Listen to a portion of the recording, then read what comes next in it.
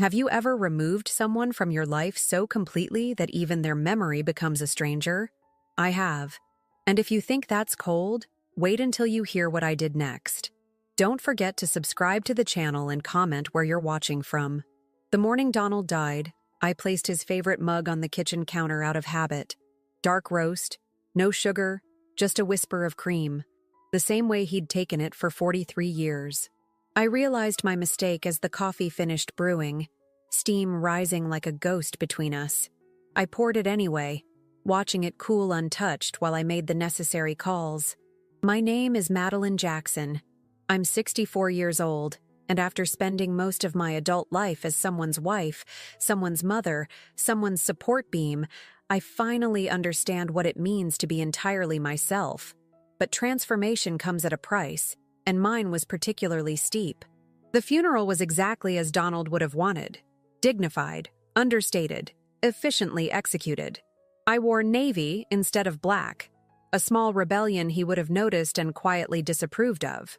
Our friends from the university where he'd taught for 30 years filled the first few rows, their grief genuine but measured. Academic mourning has its own decorum. My stepson, Anthony, delivered a eulogy that sounded suspiciously like the introduction to his father's most recent published paper. His wife, Ariana, dabbed at dry eyes with monogrammed handkerchiefs. And then there was Haley, my Haley, adopted when she was 12, now 25, radiant even in grief, or what passed for grief on her carefully composed face. "You're holding up remarkably well," said Caroline, Donald's department chair, as she clasped my hands after the service. Her eyes searched mine for cracks in the facade. "Donald would have expected nothing less," I replied. The words practiced. Perfect. What I didn't say. I'd been rehearsing this moment for years. Not because I'd anticipated his heart giving out on a Tuesday morning while he tied his Oxfords, but because our marriage had been a performance for so long that even its end required the right delivery. The house felt cavernous that evening. The children, though neither had been children for years, insisted on staying. Mom shouldn't be alone, Haley had declared with that authoritative tone she'd perfected in law school. Anthony had nodded, always eager to follow her lead despite being 5 years her senior. I watched them from the kitchen as they settled in the living room. Anthony pouring drinks from Donald's prized scotch collection. Haley curled in Donald's chair, her fingers tracing the worn leather armrests. They thought I was preparing dinner. In reality, I was observing the vultures circling, calculating how long propriety would require before they asked about the will. The answer was 47 minutes. "Mom?" Anthony began, his voice soft with practiced concern. "I know this is terribly premature, but there are arrangements that should be discussed." I wiped my hands on a dish towel and joined them, taking the seat farthest from both. "You mean your father's will?" Haley shot Anthony a look, half warning, half annoyance at his clumsy approach. She'd always been the strategist. "We just want to make sure you're taken care of," she said, reaching for my hand across the coffee table. Her fingers were cool and dry, and that everything is handled according to Dad's wishes. I allowed my lips to curve into what might pass for a smile. Donald was nothing if not meticulous. "Everything has been arranged." "Of course," Anthony nodded, relief evident in his slackened shoulders. "I assume Jameson is handling the estate?" Jameson had been Donald's attorney since before I met him, a friendship forged in the crucible of their undergraduate years. "Actually, no," I said, watching their expressions carefully. "Donald changed firms about 5 years ago. Said he wanted someone with more experience in estate planning." The subtle stiffening in Haley's posture was almost imperceptible, but I'd spent 13 years studying her tells. She took a measured sip of scotch. "That's surprising. Dad valued loyalty." "Yes," I agreed. "He did. What I didn't mention was that it had been my suggestion to change attorneys. I'd planted the seed casually over dinner one night, mentioning an article about estate taxation I'd happened upon. Donald, ever the academic, had taken the bait, researching firms with specialized expertise. He'd believed the final choice had been his idea entirely. "The reading is scheduled for Friday," I continued. "Gilbert Harmon will be handling it. Donald left very specific instructions." Anthony nodded, already calculating days away from his investment firm in Chicago. Haley's eyes narrowed slightly, the look she got when reorganizing puzzle pieces in her mind. "I didn't know Dad was planning changes to his will," she said carefully. I gazed at her, this beautiful, brilliant daughter I'd chosen, remembering the determined 12-year-old with tangled hair and wary eyes who'd arrived with a plastic bag containing everything she owned. I'd brush that hair every night for months before she'd trust me enough to do it herself. I'd attended every soccer game, edited every college essay, celebrated every achievement. I'd loved her with a fierceness that surprised even me. "There's quite a bit about your father you didn't know," I replied evenly. Later that night, after they'd retreated to their old bedrooms, I sat at Donald's desk, running my fingers over the polished mahogany. From the second drawer, I retrieved a small key that opened the wall safe behind his framed doctoral diploma. Inside was the real will, not the one Gilbert Harmon would read on Friday, but the original, the one Donald had intended. I unfolded it carefully, though I knew every word by heart. My name appeared throughout, naturally. 40 years of marriage had earned me that much. But what Donald never knew, what I'd ensured he would never discover, was that I'd removed myself from key provisions 5 years earlier, redirecting his considerable assets to Haley instead. A digital signature, a convenient software glitch during a review of terms, and a distracted husband who trusted his wife implicitly. That's all it had taken. Donald had signed the modified document, believing it reflected our discussions. A small fortune, the life insurance policy, the vacation property in Maine, the investment portfolio, all silently reassigned to Haley. It had been my gift to her, a foundation for the future I believed she deserved. Not that she needed it. Her law career was already meteoric, but I wanted her to have options, freedom, the security I'd never felt until I married Donald. I replaced the document and closed the safe, running a hand over the cool metal. 5 years of secrecy, 5 years of watching her flourish, secure in the knowledge that whatever happened, she would be provided for. Then came the lottery ticket, a $320 million windfall that transformed her from successful to untouchable.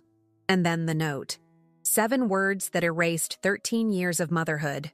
What you gave opened doors. Love wasn't included. I moved to the window, watching the moonlight cast silver shadows across the garden Donald had planted, but I had tended. In 48 hours, his official will would be read, the one that left almost everything to me, with modest provisions for Anthony, and nothing for Haley beyond a collection of first edition books she'd once admired. Not that she needed anything from us anymore. By the time she'd left that note, she'd already purchased a penthouse in Manhattan and a consulting firm in Boston. The lottery winnings had merely accelerated plans long in formation. My reflection stared back at me from the darkened window glass. A woman neither young nor old, neither broken nor whole. A woman with nothing left to lose and everything to reclaim. "Sleep well," I whispered to the empty room, to the children sleeping under my roof one last time, to the memory of a husband who never really knew me. The real inheritance is yet to come. I closed the curtains against the night and the future it contained, already calculating my next move. The game wasn't over. It had barely begun. The reading of the will proceeded exactly as I had choreographed.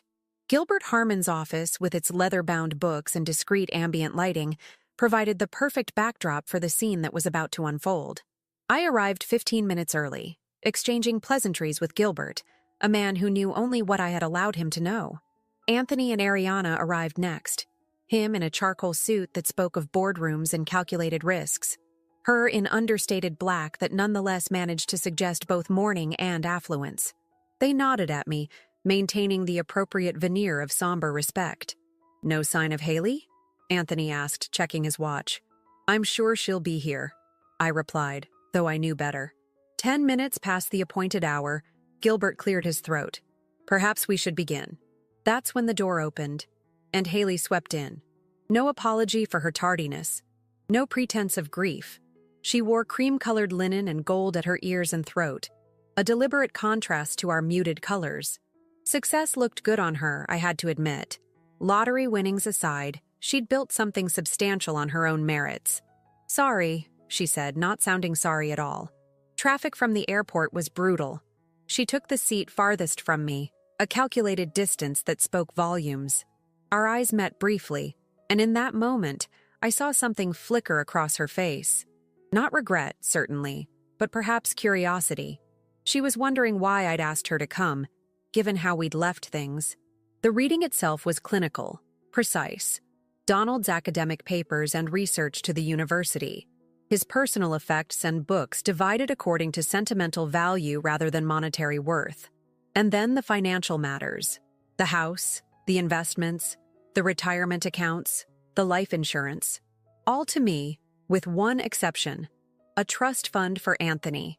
Modest by our standards, but generous by most.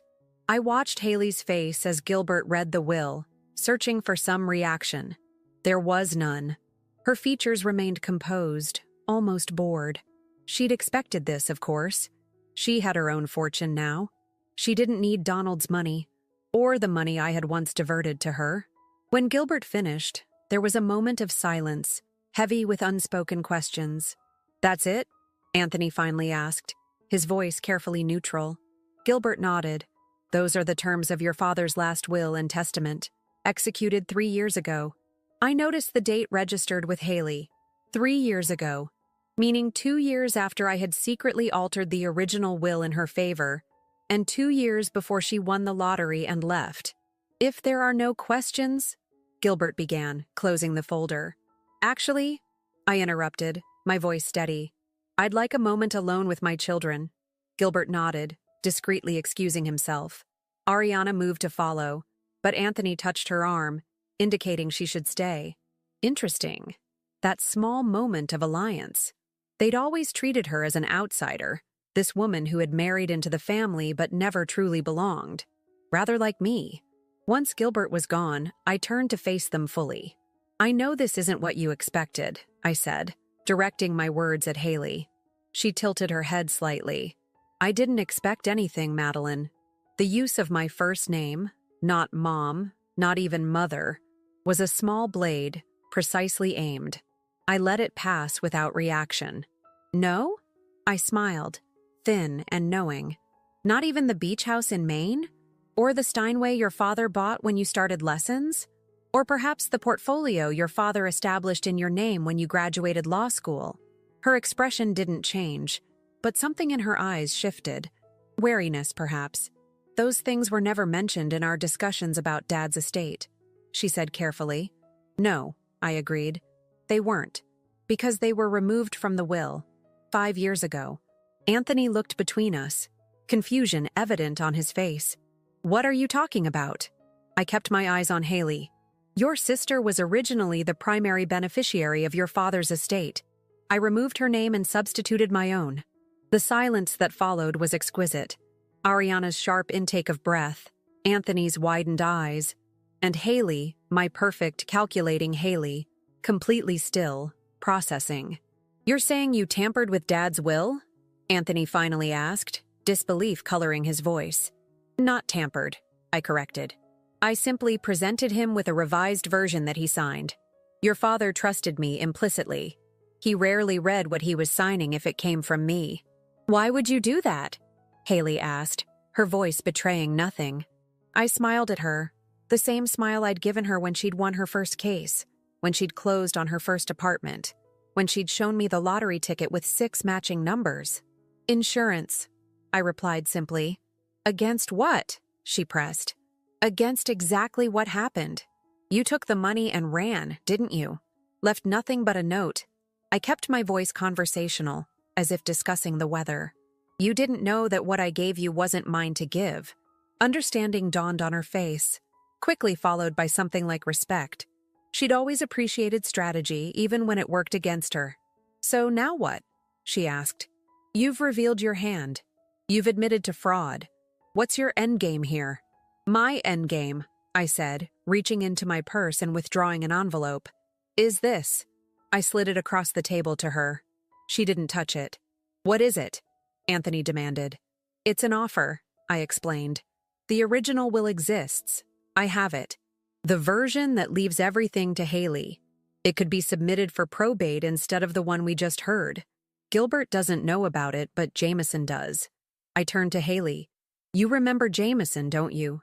Dad's old college friend? The one who watched you grow up? Her eyes narrowed slightly. What do you want? I want what I've always wanted, I said simply. Recognition of what I've done for this family. Acknowledgement of my place in it. Money, Anthony translated flatly. You want money? I laughed then, genuinely amused. Oh, Anthony, always so literal. No, I don't want money. I have money. What I want is much simpler. I nodded at the envelope. It's all in there. Haley finally reached for it, her manicured fingers breaking the seal with precise movements. She read in silence, her face revealing nothing. When she finished, she folded the paper carefully and returned it to the envelope. You can't be serious, she said. I've never been more serious in my life. Anthony reached for the envelope, but Haley held it away from him. Don't, she warned. What does it say? He demanded. Haley's eyes never left mine. It's not about money, she said softly. It's about control. I smiled. She always had been the quickest to understand.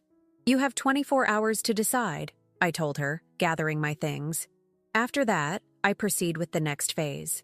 And if I refuse? She challenged. I stood, smoothing my skirt with practiced calm. You won't, I said with certainty. Because underneath all that ambition and ruthless calculation beats the heart of the 12-year-old girl who learned survival at any cost. You recognize a superior player when you see one. I left them there. Anthony's confusion, Ariana's discomfort, and Haley's cold assessment following me out. In the car, I finally allowed myself a genuine smile. Phase 1 complete. The trap was set, and Haley, brilliant, beautiful Haley, was already ensnared. She just didn't know it yet.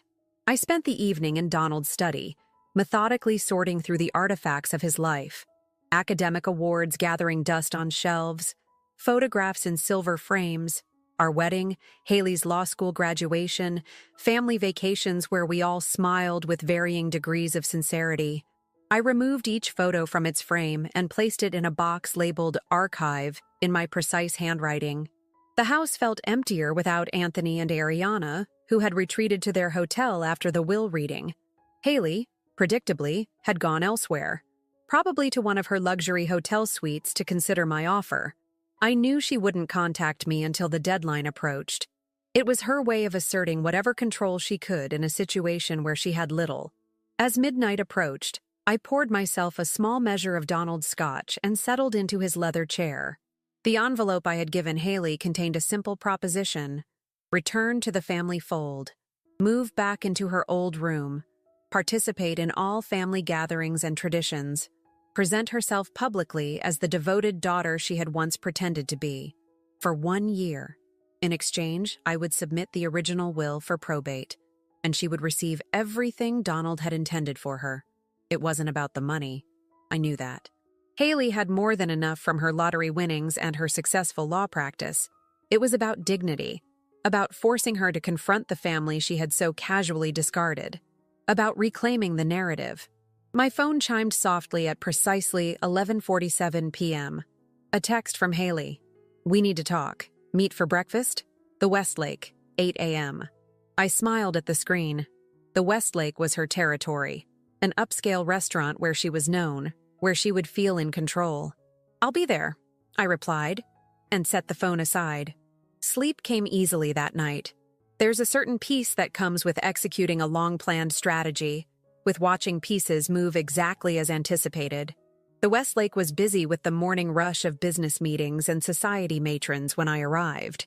Haley had secured a private corner table, already nursing what appeared to be her second espresso. She wore dove gray today, her hair pulled back in a severe chignon that emphasized her sharp cheekbones.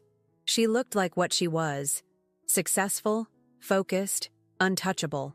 I took the seat across from her, ordering English breakfast tea when the waiter appeared. Neither of us spoke until he had departed. Your offer is manipulative and spiteful, she said without preamble.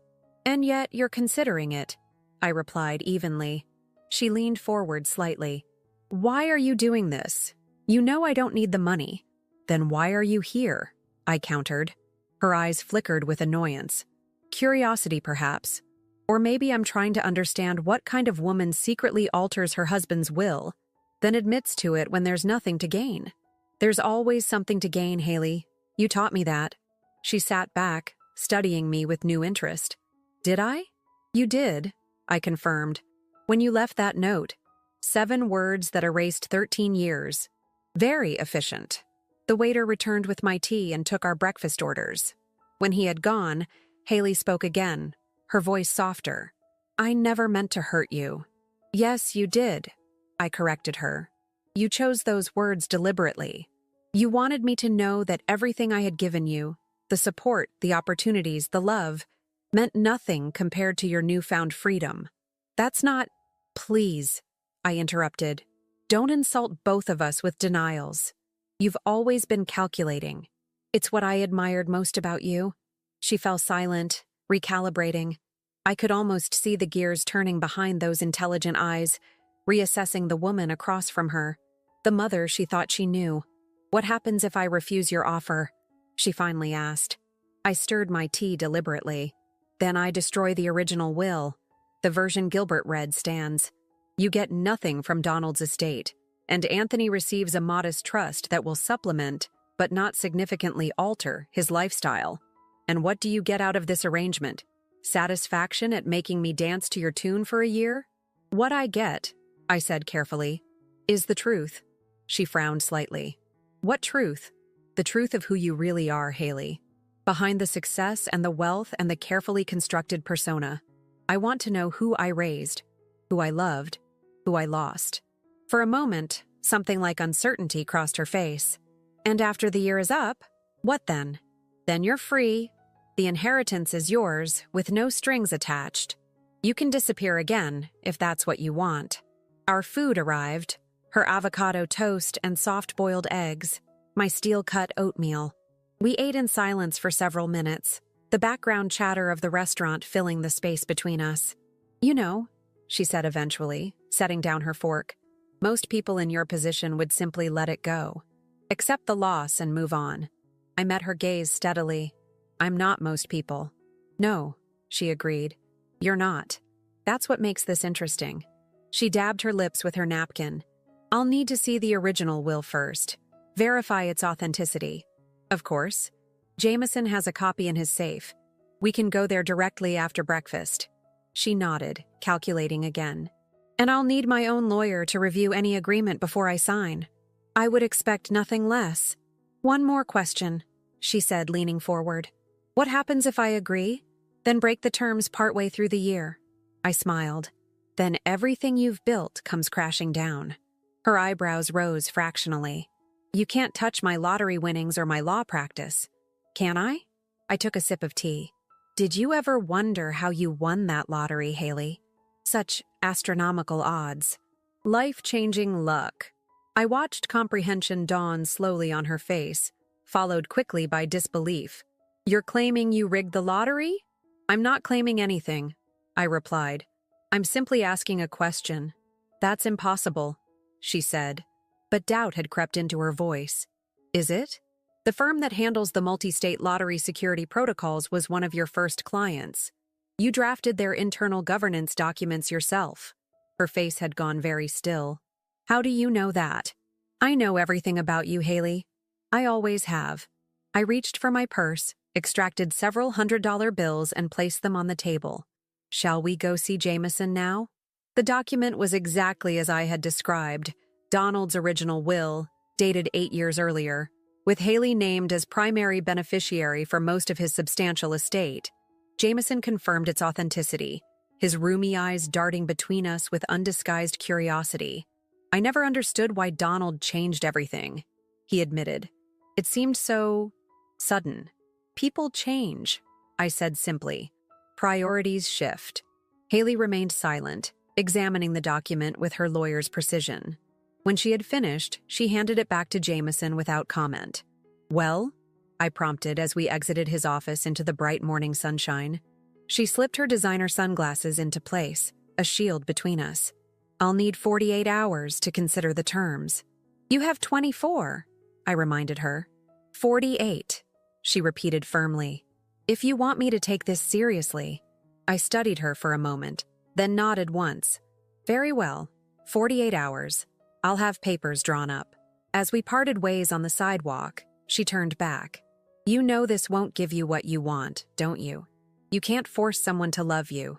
I smiled, genuinely amused. Oh, Haley, this has nothing to do with love. She hesitated, then asked, What is it about then? Justice, I replied simply, and walked away, leaving her standing in the shadow of the office building, momentarily unbalanced. Phase 2, complete. The hook was set. 48 hours later, Haley moved back into our home. Her home, once. Now mine alone. She arrived with 2 designer suitcases and a carefully neutral expression, her BMW purring in the driveway like a contained predator. The guest room is prepared, I told her, standing in the doorway. The guest room? Her eyebrow arched slightly. Not my old room?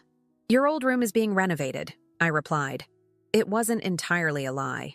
I had contractors coming next week to tear out the built-in bookshelves she had once loved, to paint over the sage green walls she had chosen at 16, to erase every trace of the girl who had once lived there.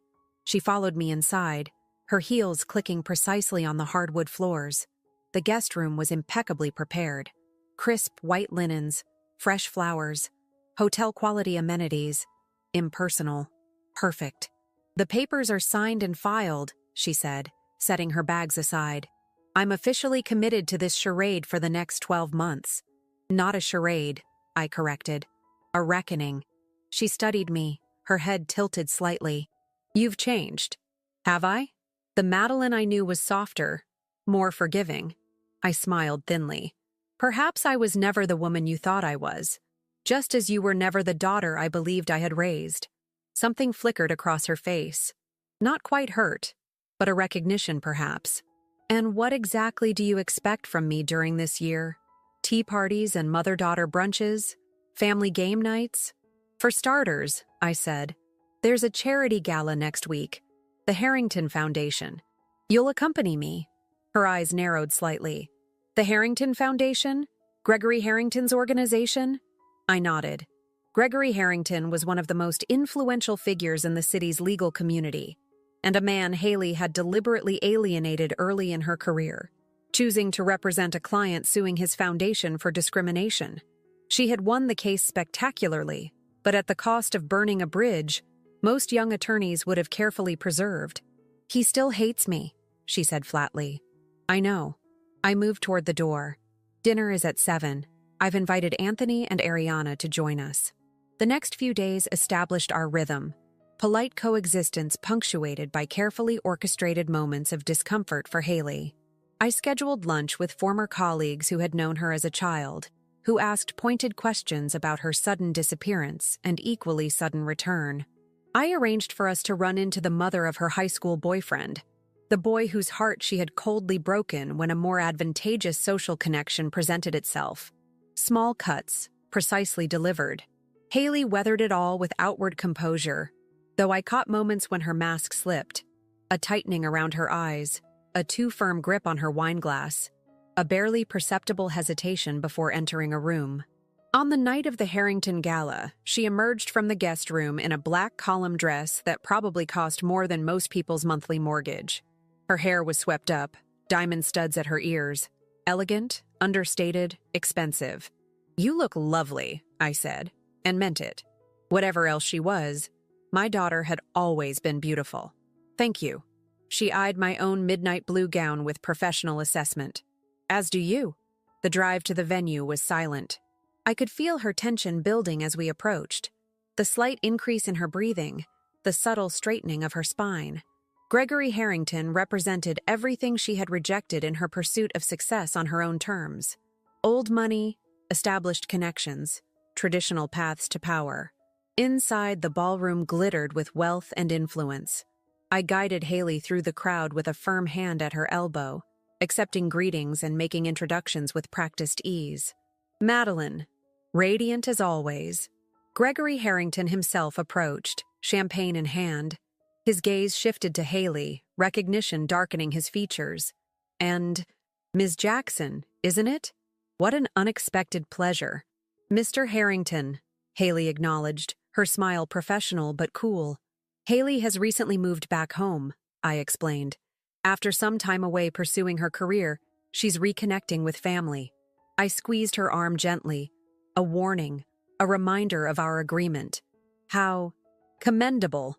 His tone made clear his opinion of both her career choices and her prodigal return. I understand your practice has been quite successful, particularly your work in, what was it, class action litigation? Among other things, she replied evenly. Haley was just telling me how much she admires the Foundation's new initiative for at-risk youth, I interjected smoothly. Weren't you, dear? The look she gave me contained multitudes: anger, respect, resignation. She recognized the trap and stepped into it anyway. Yes, she managed. Particularly the mentorship program. It seems quite effective. Gregory smiled thinly. Perhaps you'd like to become involved? We're always looking for attorneys willing to provide pro bono guidance to our mentees. I watched the calculations play across her face. The professional cost of associating with a man she had once publicly opposed weighed against the terms of our agreement. I'd be happy to discuss possibilities, she finally said. Wonderful. He gestured to a distinguished older woman across the room. Martha heads our volunteer committee. She's just over there. Why don't you introduce yourself? I'll keep your mother company. As Haley moved away, Gregory turned to me with raised eyebrows. I must say, Madeline, I'm surprised. Last I heard, your brilliant daughter had cut all ties. Family is complicated, I said simply. Indeed.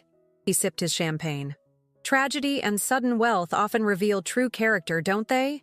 First Donald's passing, then her lottery win. Quite a year for your family. I smiled non-committally. Life is full of unexpected turns. Across the room, I could see Haley engaged in what appeared to be an increasingly uncomfortable conversation with Martha Harrington, whose disapproval was legendary in social circles. Another small cut. The evening continued in similar fashion.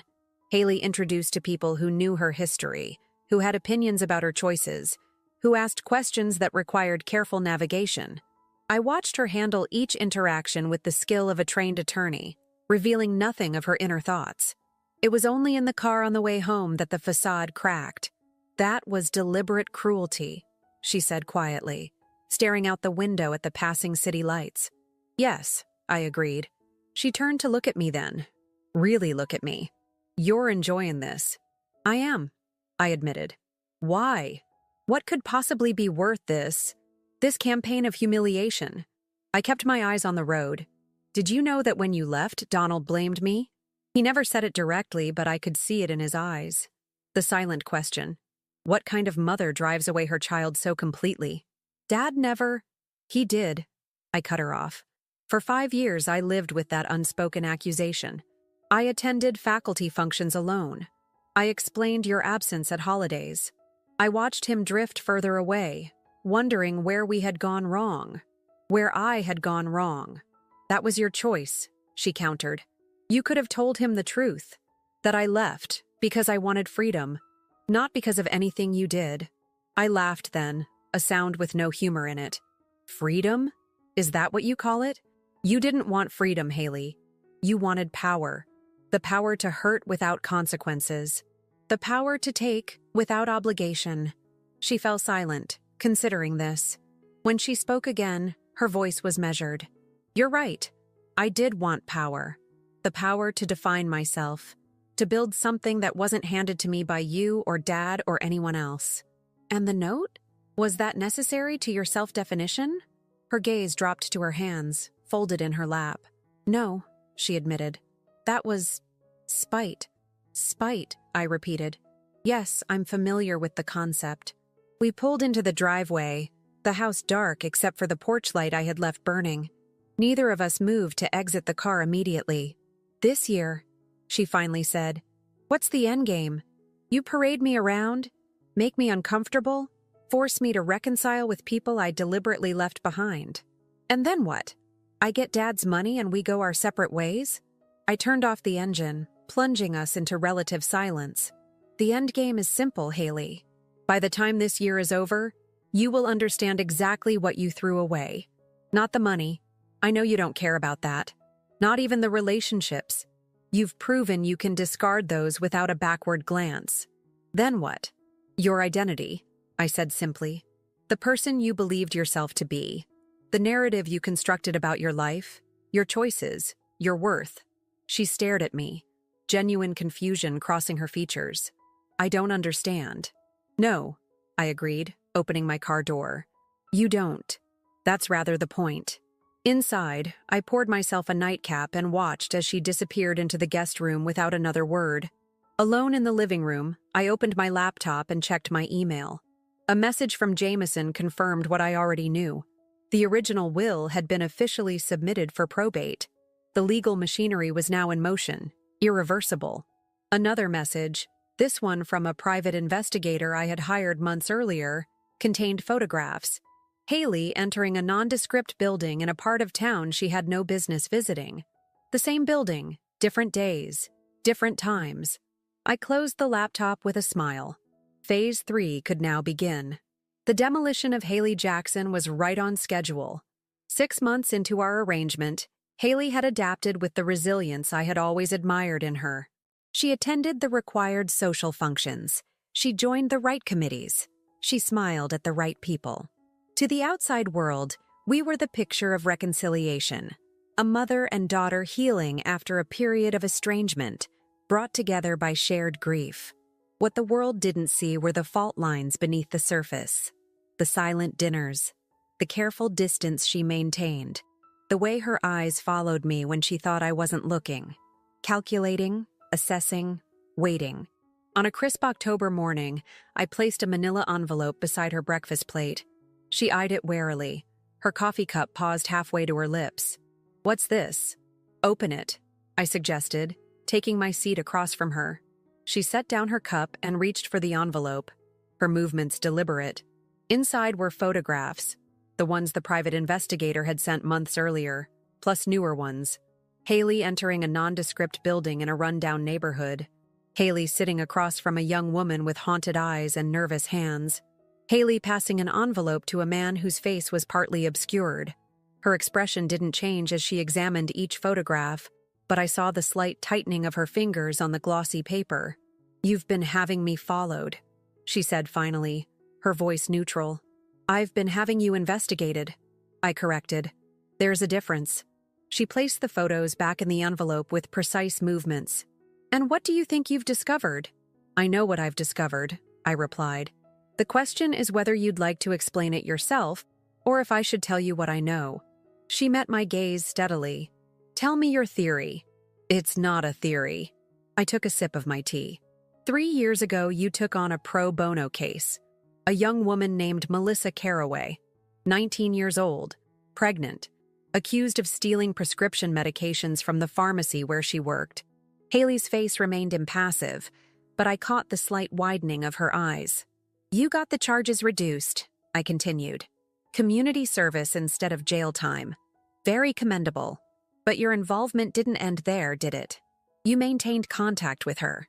You helped her find an apartment, paid her medical bills, arranged for addiction counseling. If you're suggesting there was something improper about helping a client..." "I'm not finished," I interrupted gently. "Melissa had her baby, a boy, and then she disappeared, leaving the infant with her mother, who was in no position to care for him. The grandmother considered putting the child up for adoption." Haley set down the photos carefully. "You seem very well informed about a random former client of mine." "Not random at all," I countered. "Melissa Caraway bore a striking resemblance to your biological mother. Same red hair, same green eyes, same history of substance abuse." The silence between us stretched, taut with unspoken truths. "The boy is 3 now," I continued when she didn't speak. "Living with his grandmother in an apartment you pay for. Attending a preschool you selected. Receiving regular visits from a woman who identifies herself as a family friend. A woman who looks remarkably like you in a brown wig and glasses. What exactly are you accusing me of?" Her voice was controlled, but I could hear the underlying tension. "I'm not accusing you of anything," I said. I'm simply pointing out that the woman who walked away from her adoptive family because love wasn't part of the deal has been secretly playing mother to a child who isn't hers. She stood abruptly, pushing back from the table. You have no idea what you're talking about, don't I? I remained seated, calm. The great irony, Haley, is that you've become me, taking in a child from troubled circumstances, providing opportunities, building a future. The difference is, I did it openly, while you've been hiding your, what would you call him? Your project? Your redemption? His name, she said with quiet intensity, is Daniel, and you will leave him out of this. That depends entirely on you, I replied. She stared at me, reassessing. What do you want? I want you to bring him here. Introduce him to his, what would I be? His honorary grandmother? The next event on our social calendar is the Christmas charity auction. It would be the perfect opportunity to integrate him into your public life. The color drained from her face. You can't be serious. I'm always serious, Haley. You know that. He's a child, she protested. An innocent. You would use him as a pawn in whatever game you're playing? Would I? I raised an eyebrow. Or would you be the one using him by keeping him hidden, visiting in disguise, maintaining a connection while denying him your name, your acknowledgement, your full presence in his life? She flinched as if I'd struck her. It's complicated. Yes, I agreed. Family always is. That evening, I found her in Donald's study, staring at the photographs on the wall, the careful documentation of our family history. She didn't turn when I entered, but I knew she was aware of my presence. I wanted to help her, she said finally. Melissa. When I saw her in that courtroom, all I could think was that she looked exactly like the photographs you showed me of my birth mother. I remained silent, letting her continue. I didn't plan to get involved with Daniel. I just wanted to make sure Melissa had support, resources. But then she disappeared, and her mother called me frantic. With this baby she couldn't care for. She trailed off, hands twisting together. So you stepped in? I supplied. Yes. She turned to face me. I couldn't adopt him officially. My career, my lifestyle, it wouldn't work. But I could make sure he was safe, educated, provided for, while keeping him at arm's length. Her eyes flashed. Don't you dare judge me. You have no idea what I've been through, what I've done to protect him. Protect him? I echoed. Or protect yourself from the vulnerability of loving someone who might leave you, just as your birth mother left you, just as you left me. She recoiled as if slapped. That's not... It is, I cut her off gently. You've built walls so high that even you can't see over them anymore. You visit Daniel in disguise because you're afraid. Not of what the world would think, but of what it would mean to fully claim him as yours. You're wrong, she whispered, but there was no conviction in her voice. I stepped closer. Am I? Tell me, Haley, what was your plan for Daniel? To fund his education from afar? To watch his graduation from the back row? To be the mysterious benefactor who never quite becomes family? She didn't answer, her eyes fixed on a point beyond my shoulder. You left me a note, I reminded her. What you gave opened doors. Love wasn't part of the deal. Do you remember? She nodded almost imperceptibly. Would you leave Daniel a similar note someday? When he becomes inconvenient, or demands too much, or simply reminds you too much of your own wounds? Stop, she said, her voice cracking slightly. You can't have it both ways, I pressed. You can't claim detachment as a virtue when it suits you, then play at attachment when it satisfies some need in yourself. What do you want from me? She demanded, anger finally breaking through her composure. I want you to choose, I said simply. Bring Daniel into your life fully. No disguises, no compartmentalization, no safe distance, or let him go completely.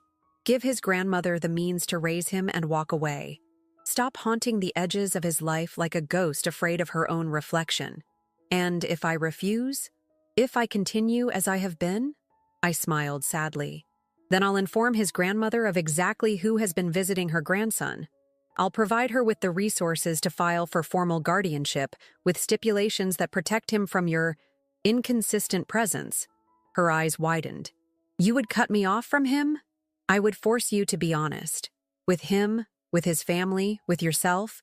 the way no one forced me to be honest until it was too late. I moved toward the door, pausing with my hand on the frame. You have until Christmas to decide. Either Daniel joins us at the charity auction as your officially acknowledged responsibility, or you sign the papers I'll have prepared, surrendering any claim to his future. This is what you wanted all along, she realized, her voice hollow. This was never about Dad's will or the money or even punishing me for leaving. This was about Daniel. No, I corrected her. This was about you. About making you face the person you've become.